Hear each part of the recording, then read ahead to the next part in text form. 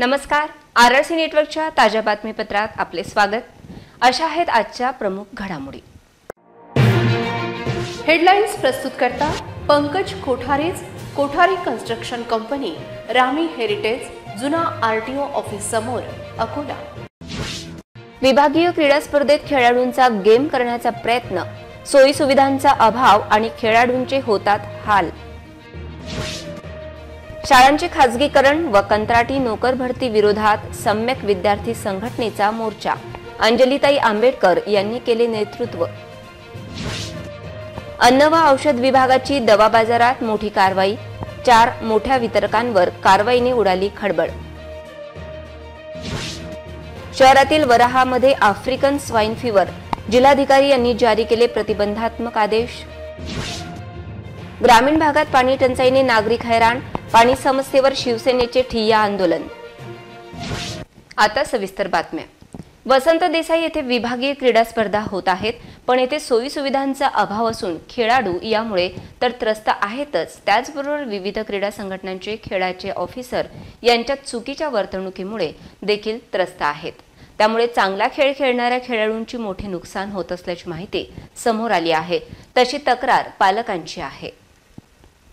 वसंत देसाई मैदानावर सुरू असलेल्या विभागीय क्रीडा स्पर्धा या वादात सापडल्या आहेत। या ठिकाणी आलेल्या विद्यार्थी खेळाडू यांना कुठलीही सोय शासनातर्फे करण्यात आली नाही। इतकेच नाही तर येथे आलेले विविध शाळांचे शिक्षक, कोच, परीक्षक यांना बसण्यासाठी खुर्च्या नाहीत, त्यांच्या नाश्त्याची सोय नाही। खेळाडू आणि शिक्षक यांच्यासाठी साध्या पाण्याची देखील सोय क्रीडा विभागाला करता आली नाही। विभागीय स्पर्धेचा हा पोरखेळ चांगल्या खेळाडूंसाठी भ्रमनिरास करणारा ठरला आहे। याविषयी विभागीय क्रीडा स्पर्धेच्या मुख्य आयोजक मनीषा ठाकरे यांना विचारणा केली असता त्यांनी खेळाडू आणि इतरांची तक्रार प्राप्त झाल्यावर चौकशी करू असे आश्वासन दिले। स्पर्धेच्या ठिकाणी अनागोंदी इतकी होती की हॅमर थ्रो व गोळाफेक एकाच ठिकाणाहून सुरू आहे। वसंत देसाईच्या रनिंग ट्रॅकवर पाणी सांडले असून चिखल आहे। या ठिकाणी तांत्रिक सहकार्य करणाऱ्या विविध संघटनांमध्ये हेवेदावे समोर आले असून त्यांच्या अप्रशिक्षित ऑफिसरमुळे अनेक खेळाडूंवर अन्याय होत आहे। अशा संघटनांचे अफिलिएशन राज्य शासनाने त्वरित रद्द करत त्यांना घरी बसविण्याची गरज व्यक्त केली जात आहे। राज्य सरकारच्या धोरणाच्या विरोधात आज सम्यक विद्यार्थी संघटनेच्या वतीने आंदोलन करण्यात आले। या आंदोलनाचे नेतृत्व प्राध्यापक अंजलीताई आंबेडकर यांनी केले। यावेळी माध्यमांशी बोलताना त्यांनी राज्य सरकारच्या शाळांच्या खासगीकरणाबरोबर कंत्राटी नोकर भरती यावर त्यांनी जोरदार प्रहार केला। त्याचबरोबर वंचित घटकांचे हक्क या माध्यमातून शासन डावलत असल्याचे प्राध्यापक अंजलीताई आंबेडकर म्हणाल्या। यावेळी मोठ्या संख्येत महाविद्यालयीन तरुण तरुणींची उपस्थिती होती।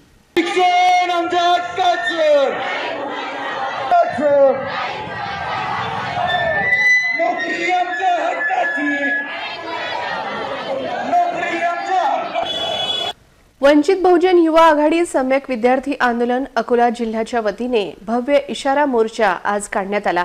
शास्त्री स्टेडियम ते जिल्हाधिकारी कार्यालयात हा मोर्चा नेण्यात आला। सरकारने केलेले जाचक नियम रद्द करून आपल्या भवितव्य आणि शिक्षण अधिकार अबाधित ठेवण्यासाठी सुशिक्षित तरुण तरुणी, स्पर्धा परीक्षा विद्यार्थी, शिक्षक, पालक, संस्था चालक व संघटना यांचा या आंदोलनात सहभाग होता। शासनाने त्वरित कंत्राटी नोकर भरती शासन निर्णय तात्काळ रद्द करावा व सरकारी क्षेत्रातील खासगीकरण व कंत्राटीकरण बंद करण्यात यावे। वाढीव फी रद्द करण्यात यावी। स्पर्धा परीक्षेसाठी राजस्थानच्या धर्तीवर एकच परीक्षा शुल्क आकारण्यात यावे। तसेच या परीक्षा लोकसेवा आयोगामार्फत घेण्यात याव्यात। जिल्हा परिषद शाळा बंद करण्याचा आणि समूह शाळा सुरू करण्याचा निर्णय रद्द करावा। सर्व शासकीय रिक्त पदांची भरती लवकरात लवकर तातडीने करण्यात यावी। राज्य सेवा व सरळ सेवा पदभरती एमपीएससी मार्फत करण्यासाठी आयोगाला अध्यक्ष व इतर अधिकारी मोठ्या संख्येत नियुक्त करावे। पेपरफुटी संदर्भात कडक कायदा करण्यात यावा। त्यात अजामीनपत्र व राज्याचे विरुद्ध द्रोह केल्याचे कलम समाविष्ट करावे। सर्वांना मोफत शिक्षण मिळावे। शिक्षणाचे खासगीकरण तातडीने थांबवावे। केंद्र राज्य सरकारच्या विविध परीक्षांसाठी तालुका स्तरावर परीक्षा केंद्र सुरू करावे। शिक्षण हक्क कायद्यानुसार 1ली ते 10वी पर्यंत मोफत व सक्तीचे शिक्षण करून याआधी शिक्षण दिलेल्या शाळांची थकीत संपूर्ण रक्कम अदा करावी। प्रलंबित शिष्यवृत्ती आणि स्वाधाराचा निधी तात्काळ वितरित करावा। तसेच महागाई निर्देशांकानुसार त्यात वाढ करावी। शासकीय वसतिगृहातील भत्ता 1500 रुपये व स्टेशनरीमध्ये वाढ करावी। शिक्षक भरती, कंत्राटी शिक्षक, शाळा दत्तक देण्याबाबतीत केलेले बेकायदा नियम रद्द करण्यात यावे अशी मागणी आंदोलनकर्त्याची होती। यावेळी वंचित बहुजन युवा आघाडी सम्यक विद्यार्थी आंदोलनाने जिल्हाधिकारी परिसर चांगलाच दणाणला।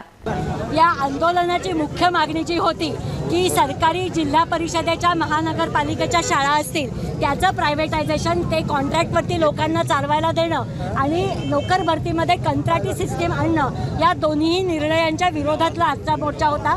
कारण ह्या दोन्हीही निर्णय हे इथल्या वंचित समूहांच्या विकासाच्या, नोकरीच्या, शिक्षणाच्या सगळ्या संधींवरती गदा आणणारे आहेत असं आमचं मत आहे। याच्यानंतर हे आंदोलन जास्ती तीव्र केलं जाईल।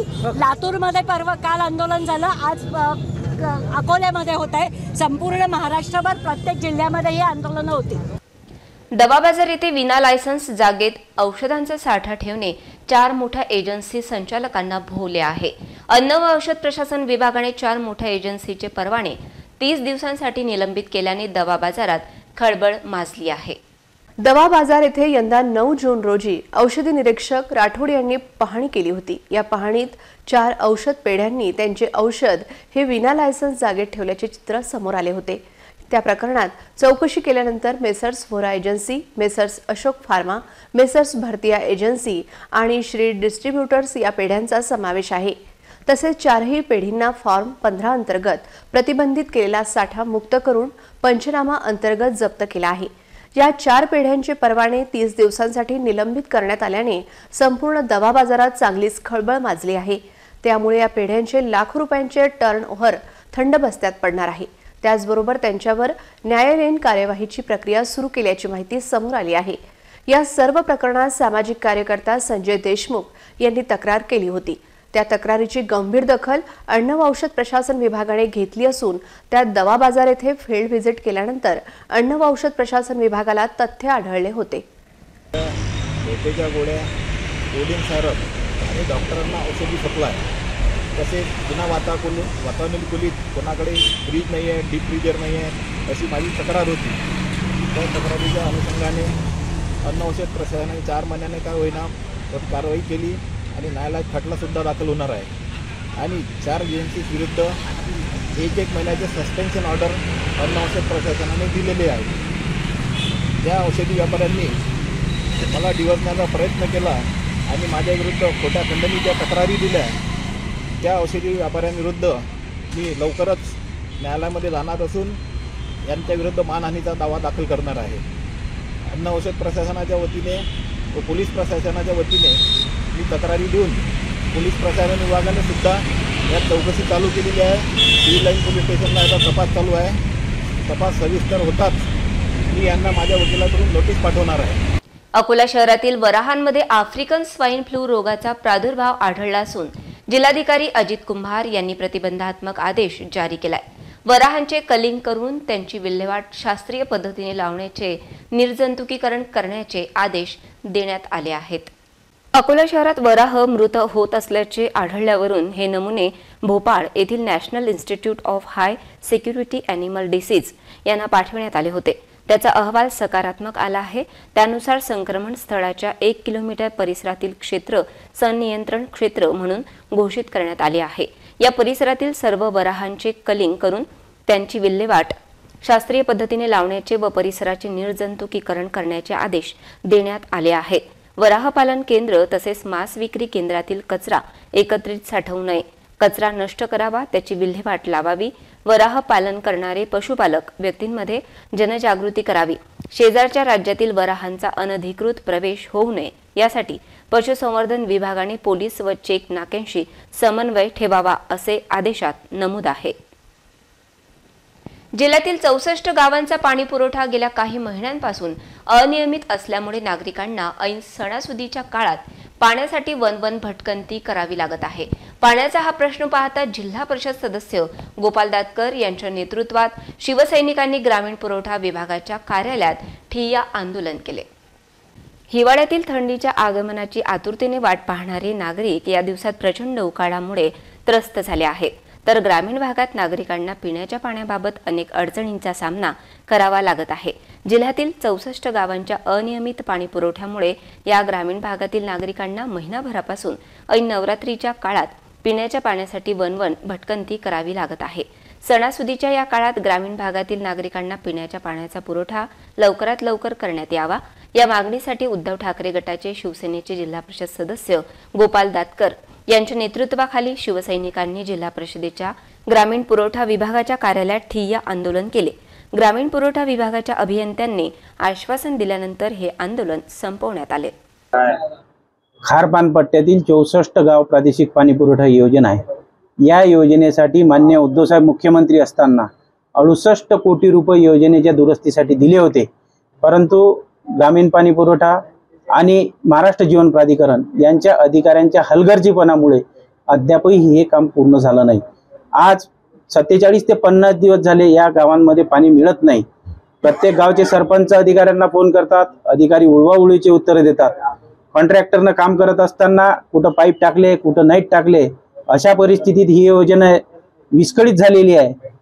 आज नवरात्रासारखा उत्सव सुरू आहे, काही दिवसावर दसरा आहे, धम्मचक्र परिवर्तन दिनाचा कार्यक्रम होणार आहे आणि अशा पवित्र उत्सवाच्या दरम्यान सुद्धा या लोकांना पिण्याच्या पाण्यापासून आज वंचित राहावं लागत आहे।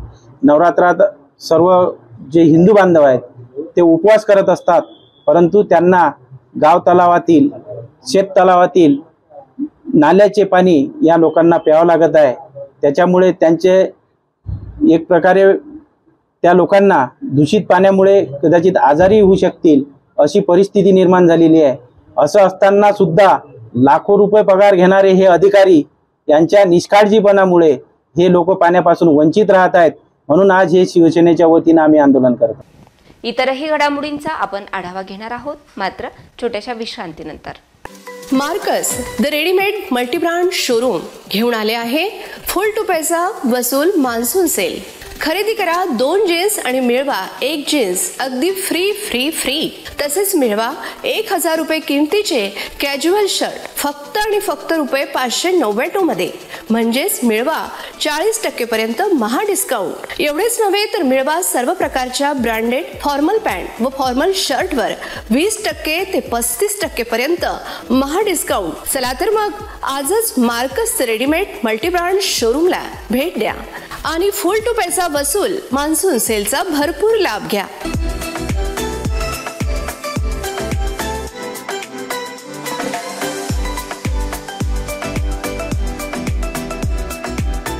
तर आमचा पत्ता आहे Marcus the readymade multibrand showroom, LRT college road, Raghuvanshi Mangal कार्यालयाच्या बाजूला, अकोला।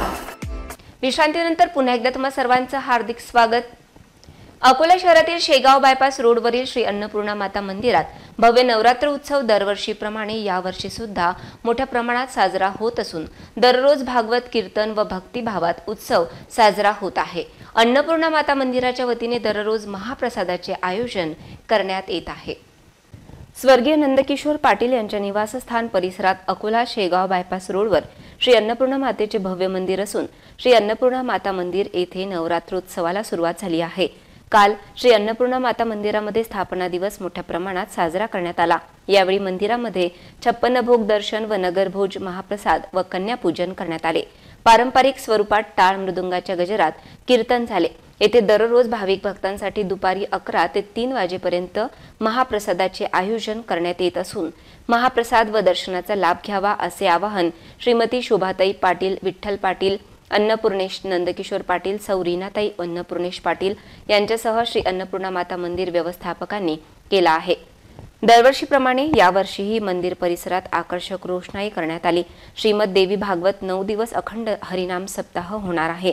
यावेळी सादर संगीतात श्रीदेवी भागवत संपन्न होत आहे।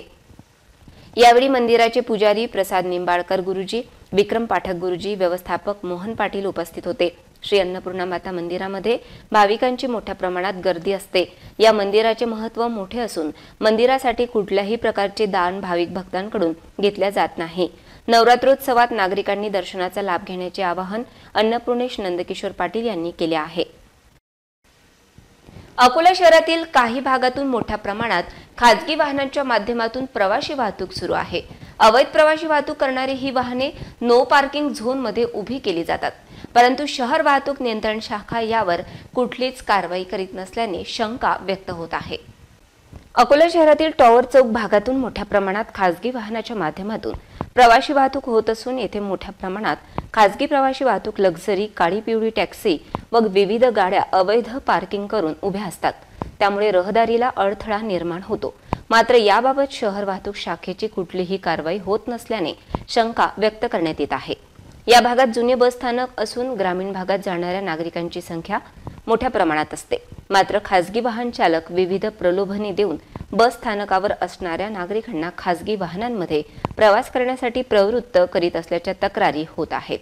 आज शहर वाहतूक शाखेच्या कर्मचाऱ्यांनी या भागात अवैध पार्किंगमध्ये असलेल्या लक्झरी, काळी पिवळी व टॅक्सीवर केवळ दिखावटी कारवाई केली। पोलीस गेल्यानंतर मात्र येथील चित्र जैसे थे असते। तसेच उड्डाणपुलाच्या खाली मोठ्या प्रमाणात अवैध पार्किंग स्थळ निर्माण झाले असून याकडे पोलीस विभागाचे कुठलेही लक्ष नाही। मुख्य बस स्थानकावरही हीच परिस्थिती असल्याचे चित्र आहे। अथक मेहनत, जिद्द, चिकाटीच्या माध्यमातून पोलीस विभागासारख्या आव्हानात्मक विभागात 7 वर्षांपूर्वी नियुक्त होऊन अकोला ट्रॅफिक कर्मचारी म्हणून सेवा देणाऱ्या सोनल वानखडे यांनी कर्तृत्व सिद्ध करीत आजवर केलेले काम सर्वांसाठी एक प्रेरणा असून प्रत्येक महिलेने आपले स्वतंत्र अस्तित्व निर्माण करण्याचा मांडलेला विचार आदर्श निर्माण करणारा आहे। कधी काळी पोलीस दलाबद्दल कुठलीही माहिती नसणाऱ्या सोनल वानखडे यांनी स्पर्धा परीक्षेची तयारी करण्यासाठी मनाची खुणगाठ बांधली। आपण पोलीस दलामध्येच सेवा करायची ही जिद्द व चिकाटी ठेवून मेहनत घेतली। अकॅडमीच्या माध्यमातून अभ्यास केला आणि पहिल्याच प्रयत्नात पोलीस विभागामध्ये यश मिळविले। 2016 मध्ये जळगाव खान्देश येथे पोलीस विभागात नियुक्ती मिळाली होती।